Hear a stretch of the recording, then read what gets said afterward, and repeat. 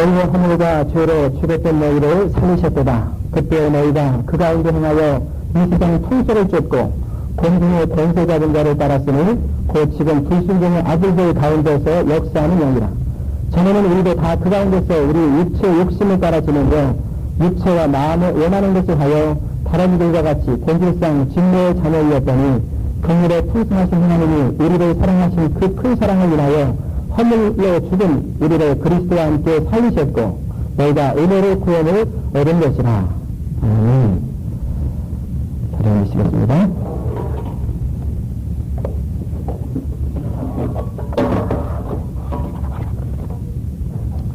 오늘의 에베소서 2장 1절부터 5절까지 말씀 가운데 하나님의 은혜를 나누기 원합니다. 복음이 여러분 무엇입니까? 복음, 좋은 소식. 복음은 예수 그리스도께서 우리에게 하시는 일이 복음이에요. 예수 그리스도 그분이 복음이죠. 우리는 예수 그리스도 하면 쉽게 십자가를 떠올립니다. 이번 주에 십자가가 새로 들어왔는데 십자가를 떠올려요. 그리고 다 아는 얘기, 우리 늘 들었던 이야기라고 생각을 하기가 쉽습니다. 그런데 사도 바울이라고 하는 사람은 그 일평생 그 십자가의 사랑의 깊이와 넓이와 높이와 길이를 깨달아 알기 원한다고 그렇게 고백하셨어요. 그리고 또 사도 바울의 빌립보서 3장에 보면은 내가 예수 그리스도를 위하여 예수 그리스도를 아는 지식의 고상함을 위하여 나의 모든 것을 배설물로 여긴다. 그렇게 고백을 하고 있어요. 그리고 그 안에는 그 마음속에는 굉장히 그리스도를 향한 열정과 헌신으로 가득 차 있어요. 똑같은 예수 그리스도를 말하고 똑같은 십자가를 말하는데 왜 어떤 사람은 사도 바울과 같은 사람들은 그 안에 그런 열정이 있고 그 정도 인생을 헌신할 만큼 삶을 살아가고 또 어떤 사람은 그냥 늘 이렇게 일상적인 삶처럼 이게 구체적으로 느껴지지 않을까? 왜 사도 바울의 열정은 남다를까? 그 이유가 뭐냐면 사도 바울은 자기 자신이 누구인지를 정확하게 잘 알기 때문에 그런 것입니다. 그리고 사도 바울이 구원을 얻은 것은 내가 어디에서 어디로 구원을 얻었는지, 내가 구원 얻기 전에는 어떤 모습이었는데 지금 내 모습은 어떻게 바뀌었는지에 대해서 분명하게 알기 때문에, 그리고 또한 우리 읽었던 대로 허물과 죄로 죽었던 너희를 살리셨다 했던 허물과 죄로 죽었던 것이 무엇인지를 정확하게 알기 때문에 그래요. 그리고 이제 죽음에서 벗어나서 하나님과 교제하는 삶, 살아있는 삶, 그 변화의 삶을 알기 때문에 그 마음속에는 감정이 있는 거예요. 에베소서 2장에 읽었던 본문 가운데 예수 믿기 전에 우리의 현주소가 뭔지, 죄가 뭔지, 원죄가 뭔지, 그리고 우리를 해당하는 공주의 공주가 된 자의 존재가 뭔지 우리가 오늘 함께 살펴보려고 합니다. 그 첫 번째 사도 바울은 허물과 죄로 죽었던 너희를 살리셨다라고 고백을 하고 있어요. 에베소 2장에 보면은 사도 바울은 로마서 1장에 이런 고백을 또 합니다. 내가 복음을 부끄러워하지 아니하노니 이 복음은 모든 믿는 자에게 구원을 주시는 하나님의 능력이 된다. 그렇게 했어요. 모든 믿는 자에게 구원을 주시는 하나님의 능력이 된다라고 그 과감하게 선포하는 거예요. 저도 이 고백이 제 삶 가운데 늘 있어요. 사람이 변화되는 것은 사람의 노력으로 안 돼요. 잔소리 한다고 되는 것이 아니고 아무리 가르친다고 되는 게 아니에요. 그래서 위대한 설교자들 가운데 하나님 앞에 귀하게 쓰인다는 설교자들 그 설교에 가만히 이렇게 특징을 보면은 하나님의 말, 성경 말씀 인용이 참 많아요. 빌리그레임 목사님 같은 경우는 그 설교 가운데 그 40%, 50%가 성경의 인용이에요. 그리고 그 나머지는 인용한 성경들을 연결시키는 그 내용이고, 얘와도 성경을 전하기 위해서, 복음을 전하기 위해서 그런 거죠. 물론 성경 말씀만 전부 다 전한다고 해서 다 복음이 되는 건 아니죠. 그러나 그만큼 하나님 말씀을 많이 사람들이 전달하려고 애쓰는 거예요. 우리가 말씀을 전할 때 제일 쪽에 십자가 이야기를 많이 하면서도 복음이 전해지지 않는 경우가 있고요. 십자가 얘기를 안 해도 복음이 전해지는 경우가 있어요. 그것은 무슨 말이냐면 그 전하는 자의 마음속에 그리스도의 십자가에 대한 그 감격과 그 독한 그 열정들이 있으면 그게 전달되는 거예요. 그리고 동시에 하나님 말씀을 잘 이렇게 인용하는 거예요. 그래서 제가 가지고 있는 그 철학 가운데 하나가 뭐냐면 복음이 사람을 변화시킨다고 하는 그 확신이 있어요.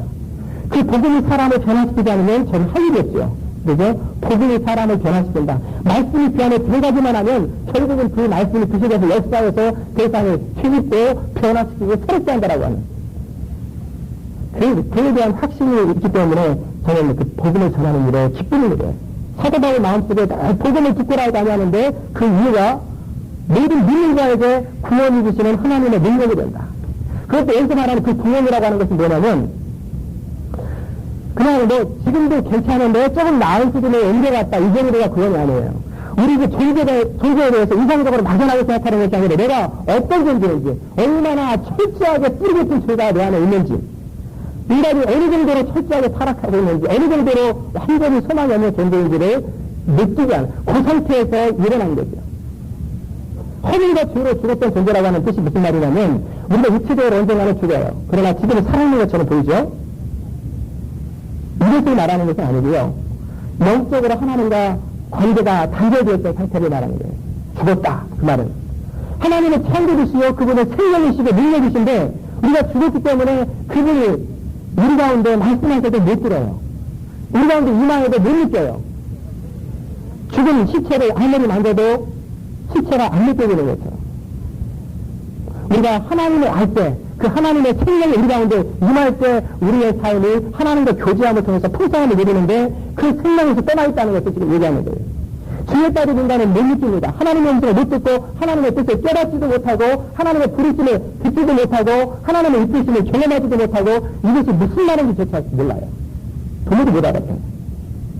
이것이 어느 정도 의미가 있는지 안 느껴져요. 왜? 죽어서 그래요. 죽은 사람은 모르는 것입니다. 영적으로 죽은 사람은 하나님 안에 있는 그 풍성함이 무엇인지 몰라요. 영원을 사모하는 마음은 사람 안에 누구한테 있어요. 그래서 연애를 할 때 당신을 영원히 사랑해. 그 영원히 사랑해. 그렇게 얘기하지만 영원이라는 것이 뭔지 몰라요. 그냥 긴 시간이라고 막연하게 생각하죠. 그러나 영생은 그런 게 아니에요. 영생은 오래 사는 것이 아니고 지옥까지 오래 살죠. 하나님과 그의 보내신 자 예수 그리스도를 아는 것이 영생이에요. 하나님과 교제함을 통해서 누리는 것이 영생인 거예요. 근데 그것이 뭔지 모르죠.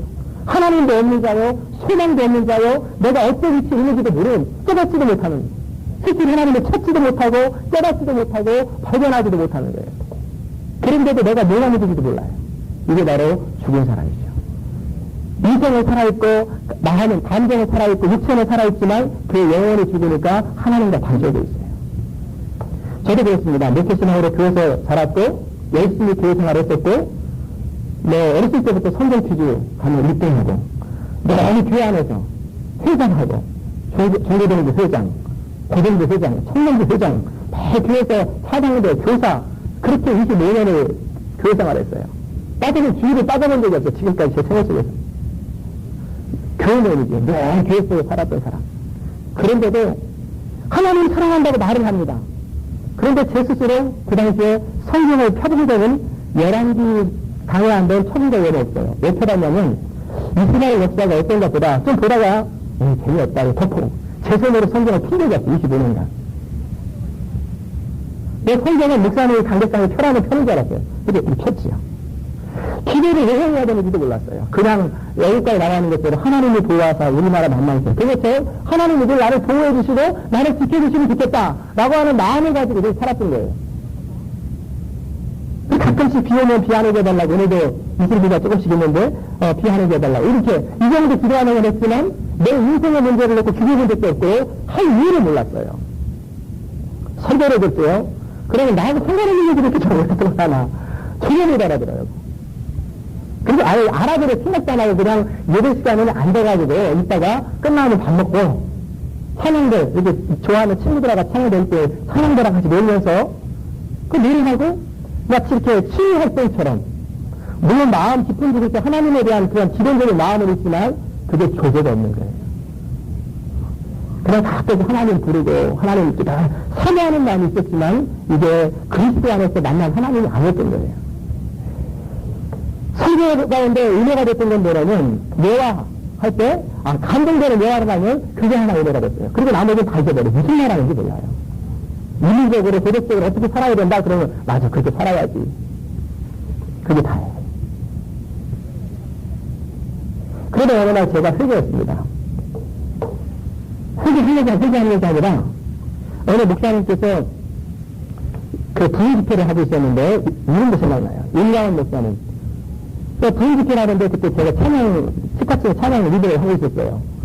그래서 제가 이제 칭찬 좀 받으려고 그 숙소에 머무는 곳에 가가지고, 목사님 제가 찬양 인도하는 거 마음에 안 드십니까? 어떻게 불편하세요? 그랬더니, 잘한대요. 내가 보통 때는 찬양 리더들을 데리고 다니는데, 오늘은 안 데려와도 장난감 잘했대요. 그래서 감사합니다 하고, 그냥 기도하다고. 이제 같이 무릎 꿇고 기도했어요. 저는 원래 다른 사람에게 안수기도 안 받아요. 그 전까지 안수기도는 딱 한 분한테 받았어요. 저 세례 주신 분. 내려도 세례 이미 한 번 주셨기 때문에 그분 안수기도 한 번 받아본 줄 안수기도를 안 받았어요. 예. 안수기도 하다가 혹시 날이 잘못나면 안 되잖아요. 주의금 되겠네. 그럼 큰일 나니까. 저는 제 마음 어렸을 때부터 늘 그 얘기를 들었기 때문에 제 나중에 목사 될 것 같아요. 그게 한국에서 혹시라도 그런 말 나올까봐 안수를 한다는 거예요. 그리고 제 스스로도 하나님 내 인생이 어떻게 되겠지 이런 질문 안 해요. 왜? 만약에 말씀하셔서 큰일 나죠. 스스로 마치 꽁이 자기 눈이 가리면 세상이 안 보이는 것처럼 늘 이렇게 피하고 사는 건데, 그날 그 목사님이 덧자고자 막 칭찬하시는 게 너무 기도해야 되고 기도하자 그러는데, 그때 딱 무릎 꿇더니 저랑 손을 내려 다 올린 거예요. 도망갈 수도 없고 잡힌 거예요. 기도하더니 자네 주의금 되겠네. 그 말을 듣는 순간에 속에서부터 걸릴 게 걸렸다라고 하는 그런 마음으로 너무너무 분노와 함께 허탈함과 속에를 무너졌는데 당신이나 열심히 하라고. 아니다. 내 인생 내 당신이 당접하냐. 나는 그렇게 하고 싶다. 그런데 그 말이 걸리겠네. 주의금 되겠네. 주의금 되겠네. 그래가지고 너무 소지상에서 그 부흥집회 기간 동안에 밥이 안 넘어가는 거예요. 그 음식하는데 밥이 안 넘어가서 하나님, 그때 이제 어렸을 때부터 늘 알았던 하나님께 기도를 했어요. 내가 이런 기도 한 번도 해본 적 없는데 진짜 저 주의금 되는 거예요. 그렇게 정말 그렇게 하고 싶지 않은데. 그래서 또 이런 기도 했죠. 저녁 때쯤 되가 이틀째 저녁 때 밥을 계속 못 먹었어요. 안 먹어봐요. 인생 되겠습니까? 제가 주의금 목사에 대한 이미지가 어떠냐면, 지금은 다르지만 그 당시 때 목회자의 이미지는 가난하다 첫째, 두 번째는 남자가 아니다. 왜? 맨날 여자들하고 돌아다녀요.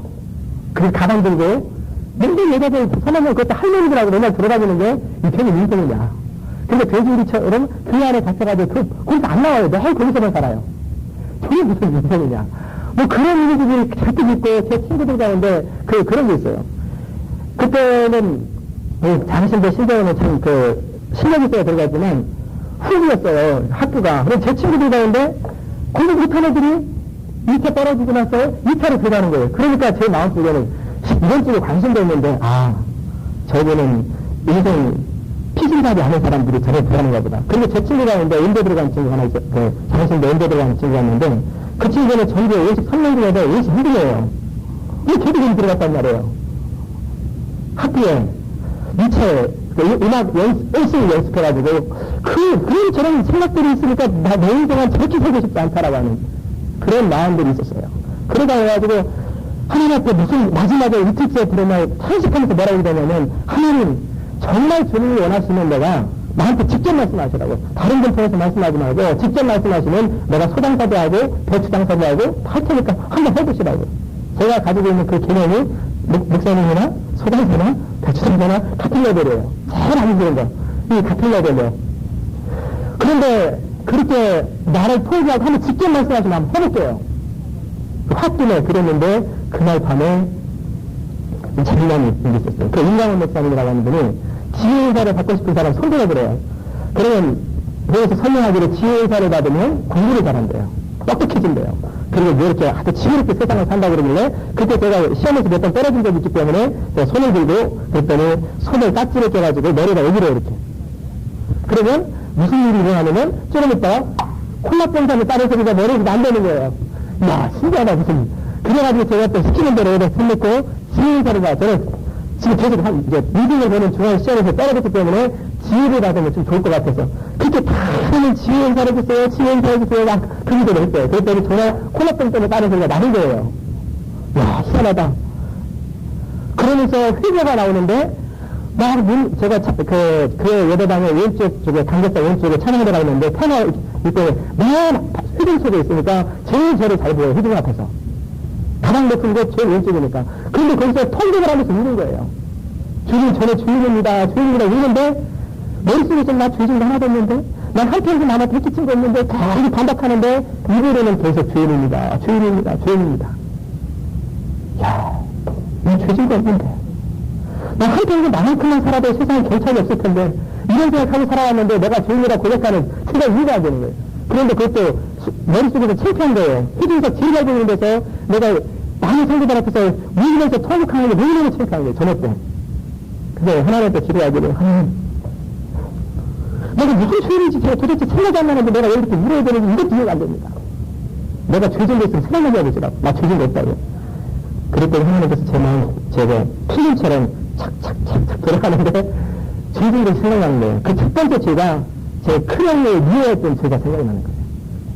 제 큰형이 같이 그때는 같이 살았는데 형수님이랑 매일 저녁에 부부싸움을 하는 거예요. 그래서 저 옆에 가서 들리는데 막 소리 지르면서 서로 싸우는 게 들어서 제가 가지고 있는 그 당시 때 뭘 모르고 초등학교 가지고 있는 것을 결혼해서 왜 싸우나 그러나 왜 사나 그런 생각들을 가지고 있는데 너무너무 미워가지고 쫓아가서 그냥 내가 배워도 태권도를 배워야지 그냥 꽁꽁 묶어가지고 내말고 싶은 마음도 있고 어떨 때는 좀 심할 때는 막 칼로 찔리고 싶은 생각도 있는 거예요. 너무너무 싫은 거예요.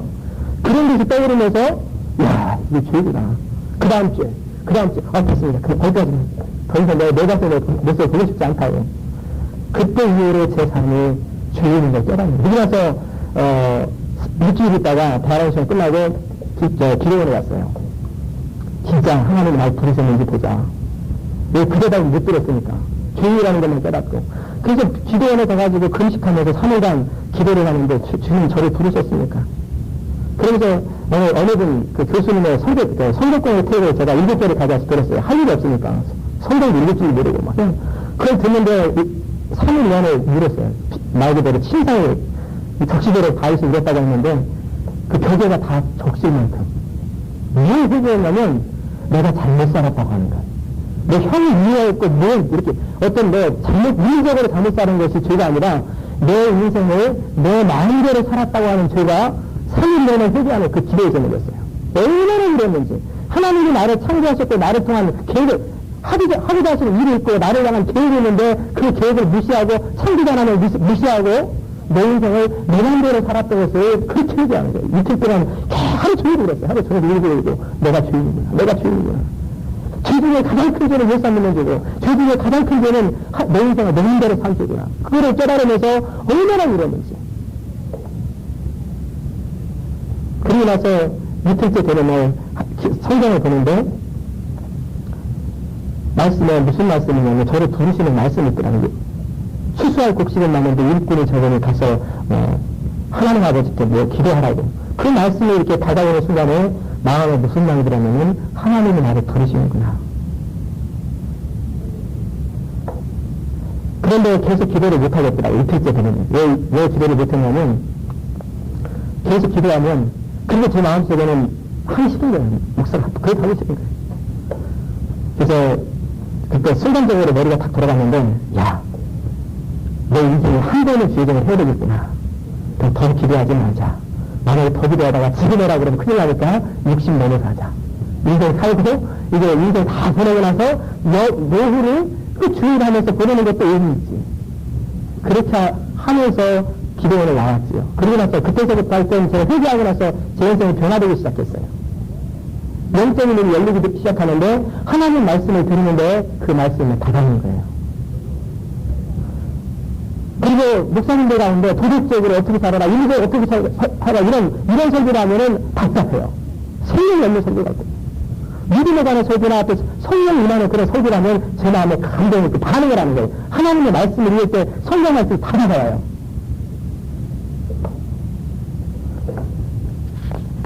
그러면서 제 삶이 변화되는 거예요.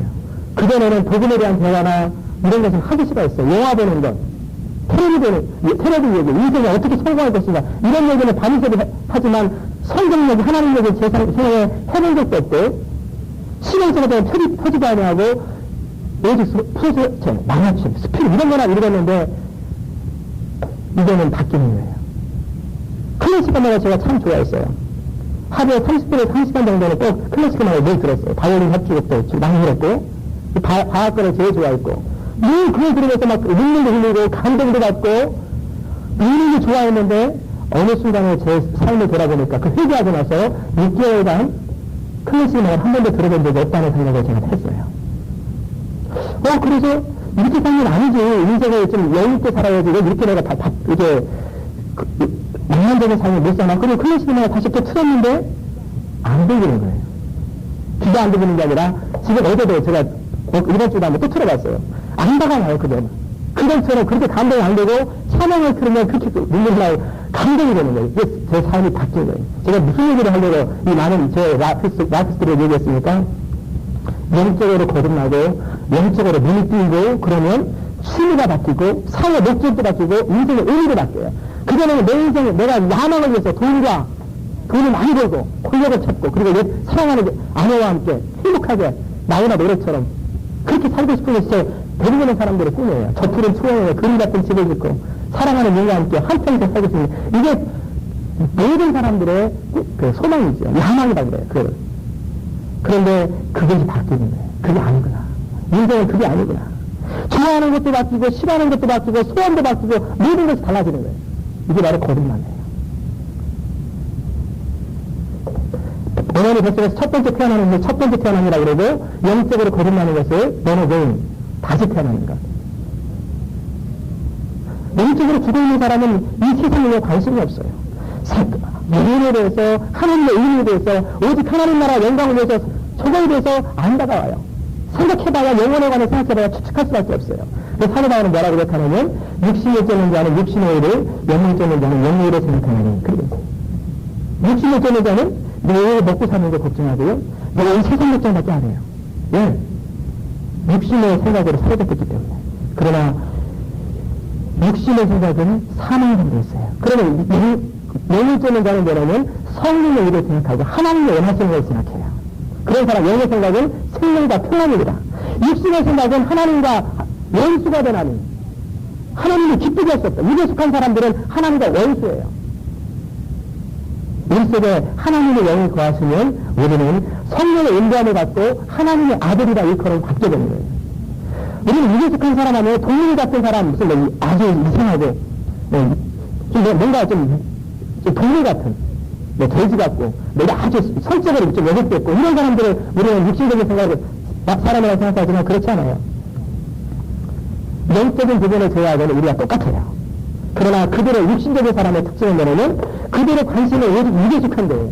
육에 속한다는 것은 뭐냐면 영적인과 대비되므로 늘 세상 중심이에요. 세상에 속한 것 중심. 늘 이방인처럼 뭘 먹을까, 뭘 마실까, 뭘 먹을까 다 먹고 사는 것밖에 관심이 없어요.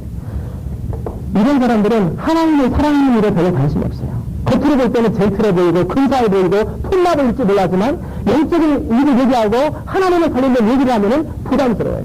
싫어요. 왜? 그들 마음에 하나님의 성령이 없기 때문에 그래요. 그러니까 육신의 생각은 하나님과 원수가 되나니 하나님의 길에 불복지 아니할 뿐만 아니라 할 수도 없다고 되어 있어요. 이런 사람들은 세상 통속을 끊는 사람이에요. 이 세상을 따르는 사람인데 이 세상은 뭡니까? 이 세상이라고 하는 것은 이 지금 땅덩어리를 얘기하는 게 아니에요. 땅덩어리는 우리 믿는 사람이나 안 믿는 사람이 다 똑같이 살아요. 믿는 사람도 밥 먹고 믿는 사람도 잠자고 안 믿는 사람도 밥 먹고 안 믿는 사람도 잠자요. 이 의식주를 얘기하는 게 아니에요. 사고방식, 삶을 살아가는 영의 방식, 정신교조. 세상이라고 하는 성경이 말하는 세상은 하나님 없는 인생이란 하나님 없는 사고방식. 그런 정신이에요. 결국은 인생은 내가 주인인 거예요. 그런 사람의 특징은 내가 주인이에요. 하나님을 섬겨도 하나님이 나를 도와주셔서 내 인생이 잘 되는 것이 목적이니 내가 하나님을 위해서 내 인생을 드려주는 것 관심 없어요. 그게 바로 세상에 속한 사람이에요.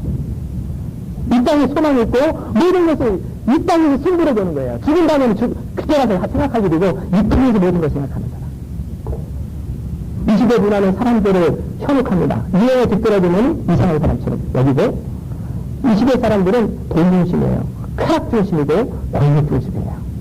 하나님의 목적과 상관없고 창조하신 하나님의 뜻과 상관없고 그저 다른 사람들 하는 대로 자기 욕심을 따라 살아가요. 사망의 왕노릇 하는 삶. 이건 생명의 왕노릇 하는 삶과 정반대죠.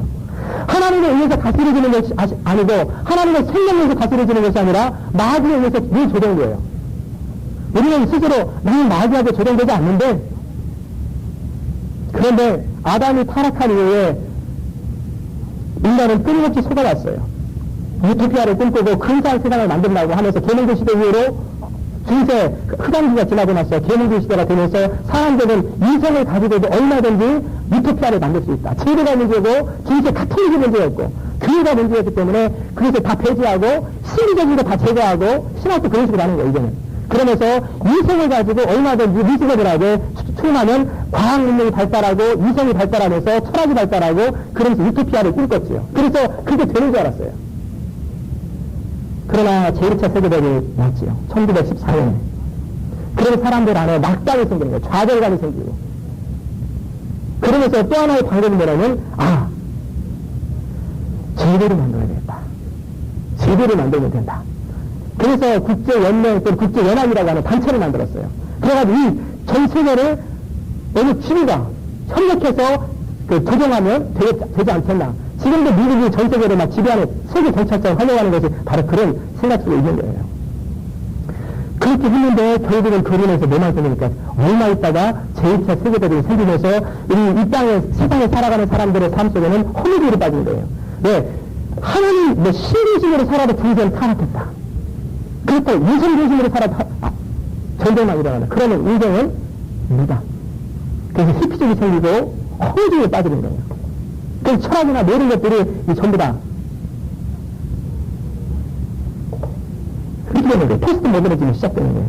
네 인생, 네 한대로, 내 인생, 내 한대로. 나 하고 싶은 대로 살고, 내 하고 싶은 대로 살고, 각자 알아서, I don't care, you don't care, 피차. 신경 쓰지 마요. 이게 미국 문화가운데 그 자리 갖고 있는 게 그거예요. 그게 마귀의 소리였어요. 마귀는 목적은 뭐냐면 하나님을 떠나게 합니다. 인간을 하여금 하나님을 떠나게 하기 위해서 모든 일을 다해요. 그 가운데 강력하게 역사를 부리는데 그게 불순종의 힘이에요. 불순종의 자녀들 가운데 역사를 부리는데 믿지 않는 자들 마음속에 무슨 마음을 주냐면 지배를 받고 있으면서도 지배받지 않은 것처럼 내가 지금 조종당하고 있으면서도 마치 자유로운 것처럼 착각하는 거예요. 사람들이 흔히 하는 얘기가 뭡니까? 너는 교회를 하는 거 술도 안 마시고 담배도 안 피고 물집에 앉고 기술집에도 안 가고 이런 데도 안 가고 저런 데도 안 가고 무슨 낙으로 사냐? 그러면 흔히 듣잖아요, 종종. 그 사람들은 내 마음대로 해야 이게 자유롭다고 생각을 해요. 그러나 자유는 그게 아니에요. 마귀는 사람이 지배를 받으면서도 지배를 받지 못하는 것처럼 그런데 어떻게 지배합니까? 욕심과 이기심을 통해 지배해요. 사람 안에 이기심을 집어넣었어요. 그러니까 부부 간에도 싸우는 이유가 결국은 여러 가지 사건과 이유가 있지만 결국 부부가 싸우는 이유가 난 너보다 나아. 그리고 내 인생 너 때문에 지금 피해보고 있어. 이기심이에요. 그 이기심이 싸움의 원인이 되는 거예요.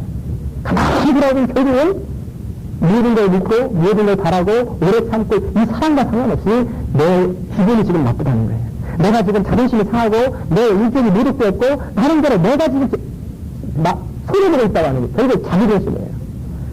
모든 관계에서 다툼과 전쟁의 원인은 욕심이에요. 욕심. 그게 바로 마귀가 우리에게 심어줬던 건 너도 하나님처럼 되라. 네 인생 네 마음대로 살아라. 그리고 하나님 없이도 내가 스스로 결정하고 내가 스스로 판단하고 그전까지는 하나님 안에서 하나님의 말씀을 순종하며 살아갔는데 그렇게 하는 건 옳지 않다. 네 마음대로 살아라. 그래서 마이웨이라고 하는 노래가 많고 마이웨이 인터넷 찾아보면 마이웨이 회사가 굉장히 많아요. 마이웨이.com 마이웨이 이렇게 USA 이렇게 내 인생은 마이가 이런 결국 마귀가 사람 안에 자기 욕심, 이기적인 욕심을 심어주는 거예요. 근데 인간이 가장 자유롭고 행복한 것은 진리 가운데 있을 때예요. 하나님 안에 있을 때 인생이 진정 자유로운 것. 성경이 말하고 있어요. 요한복음 8장 32절에 진리가 알지니 진리가 너희를 자유케 하리라. 진리가 무엇입니까? 진리는 바로 예수 그리스도예요. 예수 그리스도를 알아가면 알아갈수록 우리 인생이 점점 자유로워요. 제가 바이블 스터디하면서 느끼는 것 중에 충격 중에 하나가 뭐냐면 예수 믿는 게 진리예요. 교회 다니는 게 진리예요. 그래서 적당히 믿어야지 잘못하면 계속 빨려 들어간다는 거예요. 느끼시면 교회는. 그래서 적당한 선, 막 자기들 돼가지고 한없이 들어가게 만든. 그러니까 선을 그어야 된다. 이런 생각들을 고정관념, 전통, 틀, 익혀야 되는데 율법주의 이런 것이 너무너무 사람 안에 가득 차 있어요. 그럼 예수 믿는 게 아니에요. 종교생활 아니에요. 예수 믿으면 장난이 생겨요. 예수 안에 있을 때 우리 안에 얼마나 장난이 있는지 몰라요. 삶이 구속되는 것이 아니라 삶이 풀어지는 거예요. 예수를 잘 믿으면 잘 믿을수록 어떻게 되냐면 우리 이성은 더 명철해지고 우리 감성은 더 풍부해지고 우리 의지는 더 강해져요. 그러면서 우리 안에 잠재 능력까지 다 발휘되면서 하나님의 능력과 하나님의 도우심을 통해서 우리의 모습이 가장 최고로 드러나는 게 예수 잘 믿는 거예요. 근데 반대로 생각해요.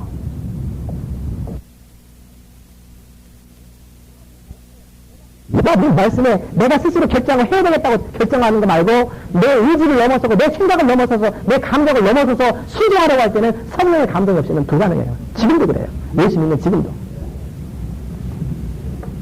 그게 바로 죄에 넣어있는 의지예요. 이거를 펴야되는 전적인 능력이라고 해요. 토탈티 도와버티라고 해요. 그래서 은혜가 필요하고 성령 역사가 필요한 거예요. 죄가 뭡니까? 불순종이에요.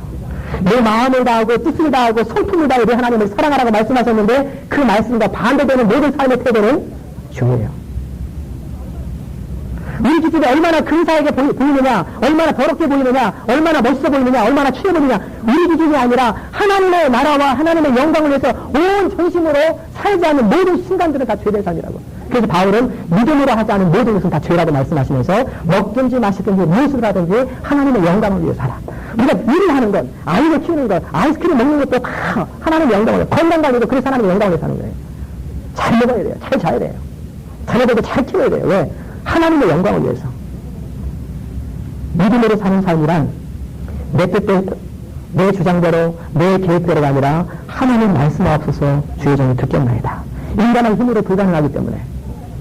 이런 믿음으로 살아가는 것은 인간의 힘으로 불가능하기 때문에 성령님의 튀어나오고 있는 부르심, 강력한 역사를 따라서 우리 가운데 그 믿음으로 사는 삶이 가능한 거예요. 그래서 크리스천의 삶은 어려운 게 아니라 예수님의 삶은 어려운 게 아니라 불가능한 거예요.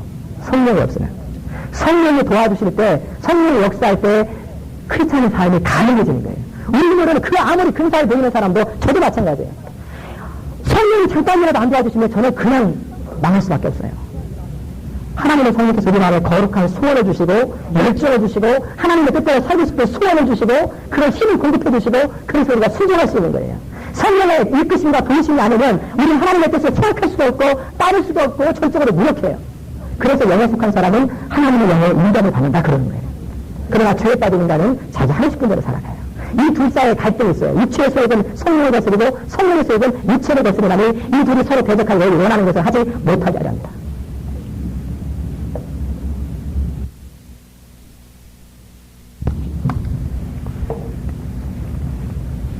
어떻게 성령의 도우심을 받습니까? 예수 믿는 사람들 안에 역사하세요. 성령께서 우리로 하여금 예수 믿는 마음을 주시고 우리를 날마다 보게 하시고 말씀을 통해서 깨닫게 하시고 우리 안에 소원을 주시고 하나님의 뜻을 따라 살고 싶은 마음들을 계속해서 한 번이 되는 건 아니지만 조금씩 이렇게 우리를 변화시키고 우리 안에 결단하게 하시고 우리의 의지를 사용하시고 우리의 마음을 사용하시고 우리의 인성을 사용하시지만 이전에는 이것이 주의 종로로 됐다면 이제는 성령의 이끌림을 따라 살아가는 거예요. 차가 있어요. 차가 있는데 이 차를 이전에는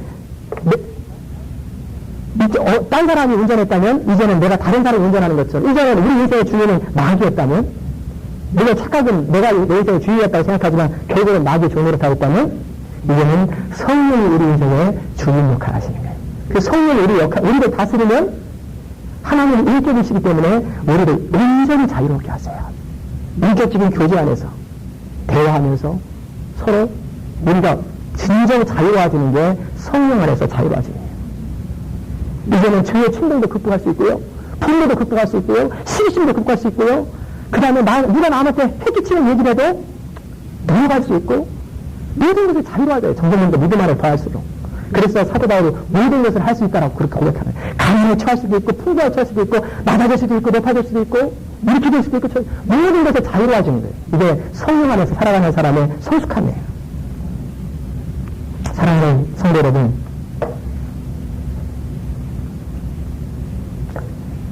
죄에 속한 사람의 결과는 영원한 진노였어요. 그러나 그 진노에서 하나님의 특별한 사랑이 베풀어져요. 아무런 소망도 없고 가능성도 없고 할 수도 없는 우리에게 베풀어진 하나님의 선물이 은혜예요. 그 은혜가 우리 가운데 임할 때는 우리 가운데 하나님의 구원이 임하기 시작하는 거예요.